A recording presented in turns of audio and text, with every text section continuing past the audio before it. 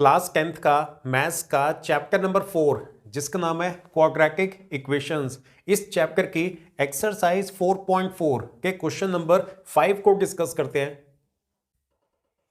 Next question पे आते हैं।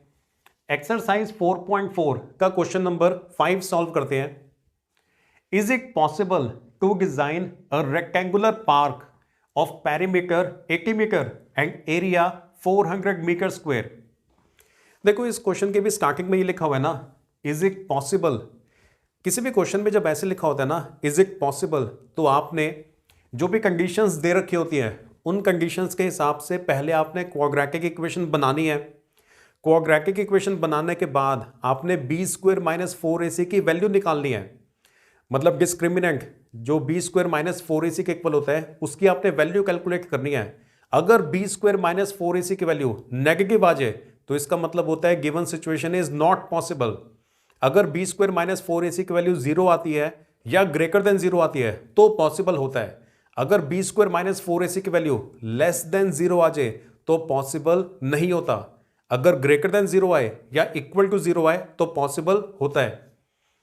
तो जो भी ऐसे क्वेश्चंस होते हैं ना जहां पे लिखा होता है इज इट पॉसिबल, तो आपने ध्यान रखना है कि ये जो पूछा गया ना कि ये पॉसिबल है या नहीं, इस क्वेश्चन का भी आपने आंसर करके आना है। सिर्फ आंसर नहीं निकाल देना, जो ये पार्ट पूछा हुआ है कि ये पॉसिबल है या नहीं इसका भी आपने सॉल्यूशन बता के आना है कि बताना है कि पॉसिबल है या फिर नहीं है। चलो क्वेश्चन पे आते हैं।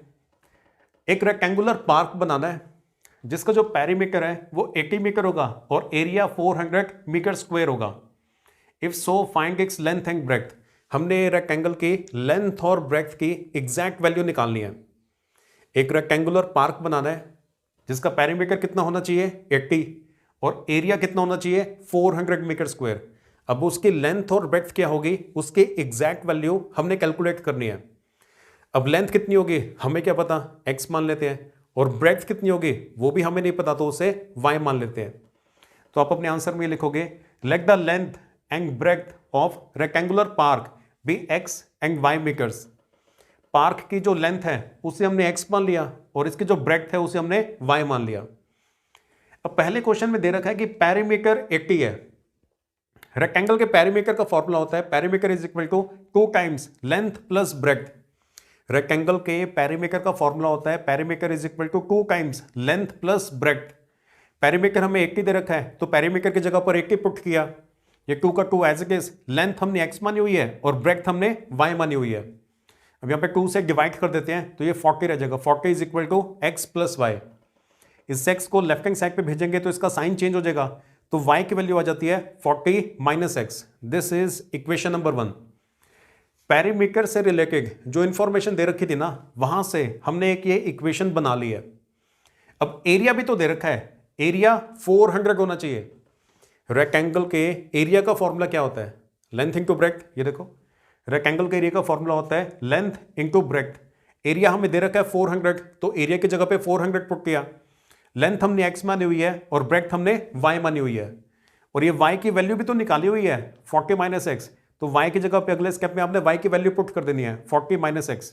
इसका फायदा ये होगा अब 2 वेरिएबल थे ना, यहाँ पे 2 वेरिएबल में से एक हट गया, अब सिर्फ एक ही वेरिएबल रह गया। देखो यहाँ पे भी x है यहाँ पर भी x है, तो यहाँ से अब क्वाड्रेटिक इक्वेशन बन जाएगी बड़ी आसानी से।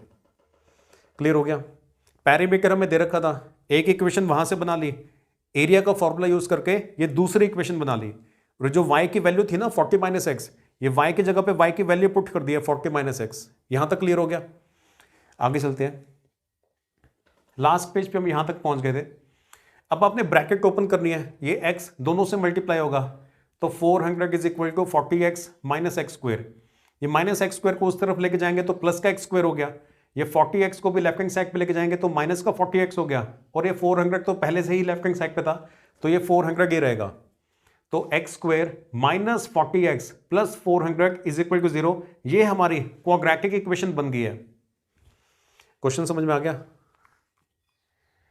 ये हमने क्वेश्चन में जो कंडीशंस दे रखी थी उसके हिसाब से हमने क्वाड्रेटिक इक्वेशन बना ली, लेकिन ये भी पूछा हुआ था ना इज इट पॉसिबल। पहले इसका आंसर निकालना है, हम बताएंगे कि पॉसिबल है या नहीं है। उसके लिए हमने बी स्क्वायर माइनस 4ac की वैल्यू कैलकुलेट करनी होती है, और बी स्क्वायर माइनस 4ac की वैल्यू कैलकुलेट करने से पहले आपने ए बी और सी की वैल्यूज को भी लिस्ट करना है।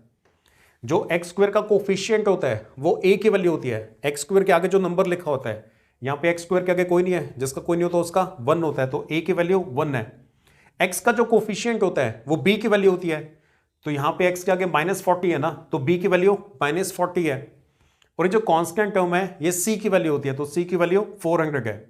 तो ए बी और सी की वैल्यूज आ गई। अब डिस्क्रिमिनेंट डी निकालेंगे, ये होता है बी स्क्वायर -4ac के इक्वल। अब b की जगह पे -40 पुट करना है, a की जगह पे 1 और c की जगह पे 400, तो b, a और c की रिस्पेक्टिव वैल्यूज पुट कर दी है। -40 का स्क्वायर करेंगे तो वो प्लस का 600 बनेगा, इनको मल्टीप्लाई करके -600 आता है, -1600 आता है। 40 का स्क्वायर 1600 बनेगा। 1600 और -1600 आपस में कैंसिल आउट कर लेते हैं, तो d की वैल्यू 0 आ रही है। b स्क्वायर -4ac की वैल्यू 0 आ रही है। अगर वैल्यू 0 आए तो पॉसिबल है, क्योंकि रियल रूट्स हैं। अगर वैल्यू ग्रेटर देन 0 आए तो भी पॉसिबल होता है।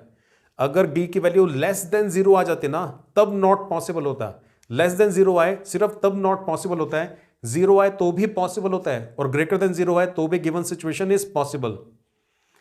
तो आप ऐसे लिखोगे, d की वैल्यू 0 आ रही है ना, इसका मतलब है given equation has real and equal roots. ये वाली जो क्वाड्रेटिक इक्वेशन है इसके रियल रूट्स है, रूट्स रियल है और इक्वल है, मतलब x की जो दो वैल्यूज आएंगी दोनों सेम आएंगी। The given situation is possible, और जो हमें क्वेश्चन में कंडीशंस दे रखी हैं वो कंडीशंस पॉसिबल है। अब क्वाड्रेटिक फॉर्मूला को यूज करके x की एग्जैक्ट वैल्यू भी निकाल देते हैं। x is equal to -b plus minus √b square -4ac upon 2a। ये क्वाड्रेटिक फॉर्मूला है, आपको अच्छे से याद होना चाहिए। x is equal to -b plus minus √b square -4ac upon 2a। अब वैल्यूज पुट करते हैं, ये माइनस का माइनस ही रहेगा। b की वैल्यू -40 है ना, तो यहां पे b की जगह पे -40 पुट करना है। और ये b स्क्वायर -4ac, ये देखो ये b स्क्वायर -4ac की वैल्यू आपने कैलकुलेट की हुई है, 0 आई थी, तो ये b स्क्वायर -4ac की जगह पे 0 पुट किया।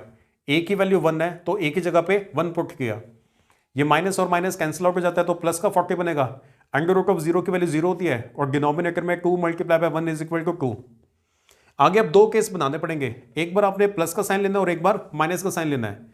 तो या तो x की वैल्यू होगी 40 + 0 अपॉन 2, 40 + 0 अपॉन 2, या फिर x की वैल्यू होगी 40 - 0 अपॉन 2, 40 - 0 अपॉन 2। देखो 0 को ऐड करो तो भी कोई फर्क नहीं पड़ेगा और 0 को सब्ट्रैक्ट करो तो भी कोई फर्क नहीं पड़ेगा, लेकिन फिर भी आपने ऐसे दोनों लिख के दिखाने हैं। अब ये 40 को 2 से डिवाइड करो 20 आता है, यहां पर भी 40 को 2 से डिवाइड करो 20 आता है, तो x की वैल्यू 20 होने वाली है।